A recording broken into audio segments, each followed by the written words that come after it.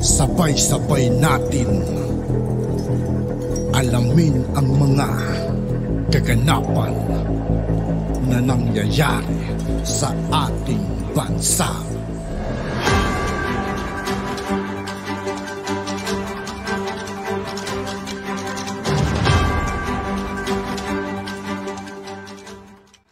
Yo, what's up mga kaibigan? This is I2K po again. Ngayon nandito ulit tayo sa channel ni Banat PH Update TV. Dito ulit tayo magbibigay ng komento at reaksyon. Kaya samahan nyo guys. Let's go! Ito ang balita ngayon. Viral ngayon sa mundo ng social media. It's a big no. Marami ng palpak. Ito ang mainit na komento ng maraming netizen patungkol sa balitang ito. Mar Roxas bibigyan ng posisyon sa kabinete di umano ni Pangulong Bongbong Marcos Jr. dahil sa kaugnayan nito kay First Lady Lisa Marcos. Totoo nga ba na si First Lady ang nag-udyok kay Pangulong Bongbong Marcos Jr. na bigyan di umano ng posisyon sa gobyerno si Mar Roxas na kilalang dilawan noon? At hindi rin nakapagpigil ang mga sikat na BBM DDS supporter na magbigay ng kanilang reaksyon at komento patungkol sa balitang ito. Narito ang full report. Pero bago ang lahat mga kachika, kung hindi ka... Sa lahat ng hindi pa nakasubscribe mga kaibigan kay Banat PH Update TV, mag-subscribe na po tayo at huwag nyo rin pong kalimutan mag-subscribe dito sa aking channel. Pa nakasubscribe sa channel na ito, huwag mo nang patagalin yan. I-subscribe mo na yan at huwag mo rin kalimutang i-click ang notification bell para updated ka sa lahat ng bagong video na i-upload namin. At yun na nga mga kachika, usap-usapan ngayon ang balitang di umano na may posibilidad na bigyan ng posisyon si Mar Roxas sa gobyerno. Dahil sa kamag-anak umano ni First Lady itong si Mar Roxas. Saad pa nga ng sikat na social media influencer at DDS vlogger na si Mark Lopez. For the true Marcos loyalist, what can you say about this? BBM is allegedly contemplating on giving Mar Roxas a position in his cabinet because of blood relation with Lisa. Is this acceptable? End quote. Nagbigay din ng kanyang hinaingat komento ang sikat na social media influencer na si TPL3. Ayon pa sa kanya, wow, it looks to me that there really are people who thinks that FLEM is stupid for suggesting something that many will view as nepotism just to sabotage her husband admin. Dropping the Pika notes no respect and then writing allegedly, but a rumor is a rumor, isn't it?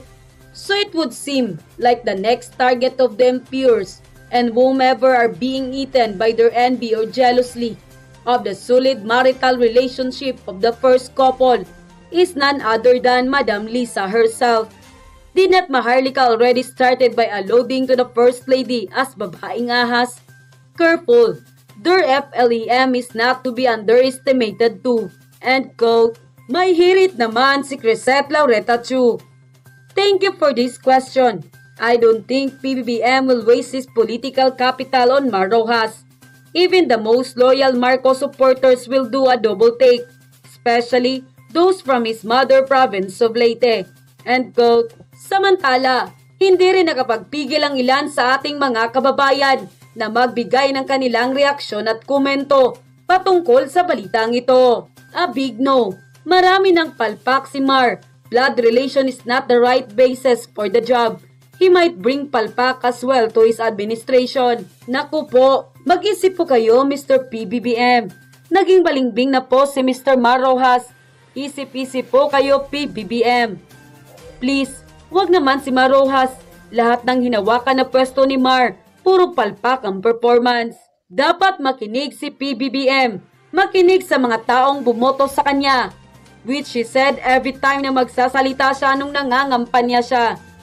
Please PBBM, makinig ka sa mga taong nagmamahal sa inyo 31 million versus sa taong nang hinihimasok sa pagpili ang ilalagay sa mga posisyon sa gobyerno.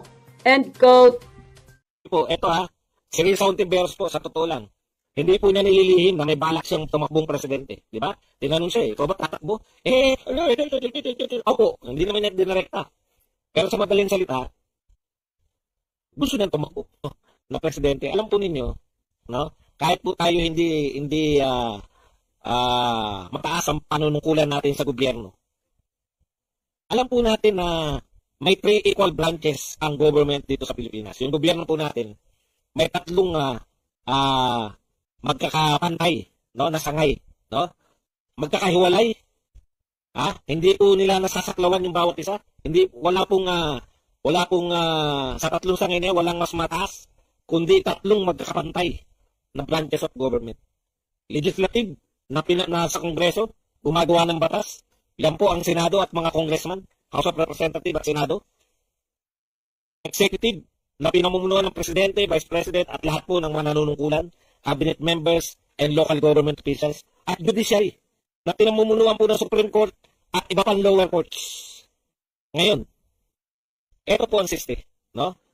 Sa mata ng batas, nililitis po si Laila de Lima. Huwag po tayong magpapaniwala kung kani-kanino, no? Kayo saksi, hindi naman kayo pinanganak kahapon, eh. Saksihan nga natin yung Jonel, no? Alam po natin na naganap. Inasuhan si Laila de Lima, kaya siya nakakulong. Bakit nakakulong? Kasi nga, di ba? Ang kaso niya ay may kinalaman sa droga. Huwag po tayong magkunwarian dito, no? So ngayon, nasa korte na po yan.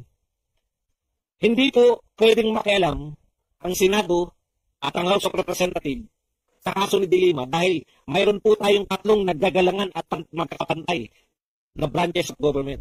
Hindi po pwedeng utusan ng Presidente yung korte. Lalong hindi pwedeng utusan ng Senado ang Presidente. Dapat sa lahat ng mga umaasta o nagbabalak tumakbo, alam po yan, very basic po yan, eh. Basic po yan. Ito po ang sinabi ni Risa Ontiveros na malamang sa hindi ay hindi niya alam. Risa, hindi, ako pala. Risa Ontiveros, to PBBM on de Lima, set her free. Tignan nyo. Inuutusan ni Risa Ontiveros si Pangulong Marcos na palayain si de Lima. Una, wala kang kapangyarihan na utusan yung Pangulo ng Pilipinas. Ikalawa, walang kapangyarihan yung Pangulo ng Pilipinas na utusan ng korte. Maggalangan kayo. Kayong mga matataas sa gobyerno, igalang ninyo ang bawat isa. Nang kaming mga nasa baba ninyo, nang kaming mga nasa ibaba ninyo, kayong mga nasa taas, kaming tumitingala sa inyo, gayahin kayo. Kasi dapat naggagalangan. Magagalit ang korte sa iyo, Risa Ontiveros. Inuutusan mo yung presidente ng Pilipinas na palayain si de Lima. Wala na yung korte. Baliwala ng korte rito.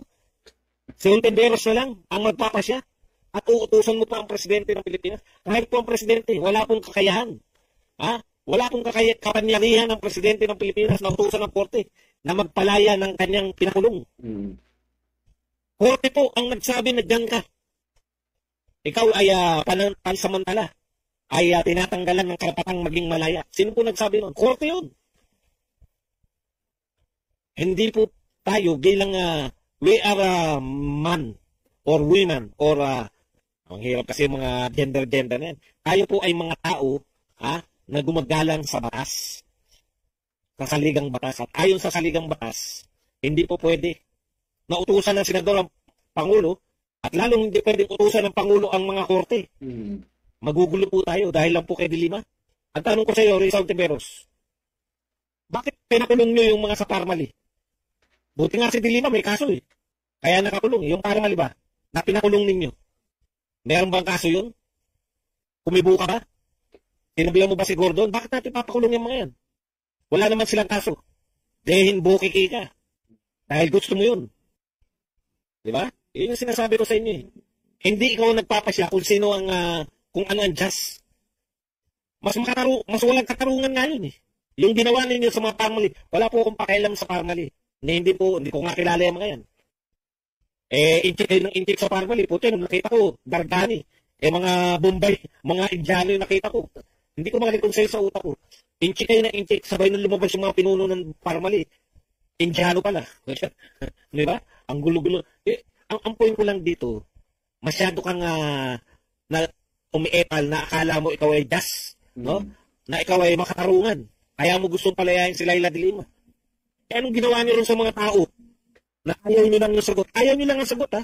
Napanood ko po yun, eh. Sumasagot po sila, eh. Ayaw nyo lang yung sagot. Kinontempt ninyo. Pinakulong nyo sa city jail. Pumalag ba yung presidente? Hindi. Dahil alam nila na karapatan na kayo ay may kapanyarihan na mag-contempt.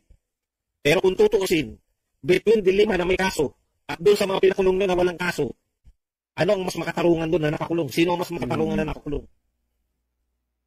Mahilig kayo sa ano eh. Sakala mo, yung justice nyo, no?